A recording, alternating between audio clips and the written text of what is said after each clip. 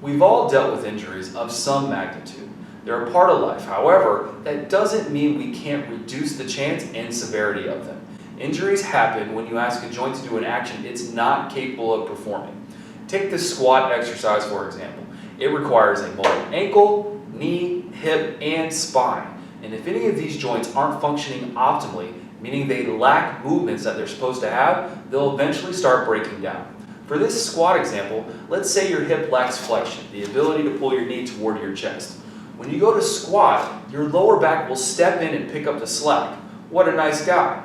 The problem is that the low back isn't meant to perform this action, so inevitably pain will set in. I call this the victim and the culprit.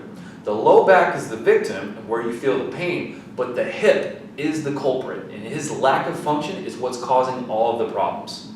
Another example is the thought that running is bad for your knees. Running isn't bad for your knees if you have good functioning ankles and hips. However, if either your ankles or your hips don't function well, the culprit, the knees will pay the price, the victim. Now, once your joints start getting stronger and moving the way they're meant to with mobility training, your joints become bulletproof and you can avoid injury while you focus on setting your next PR in your squat or that race.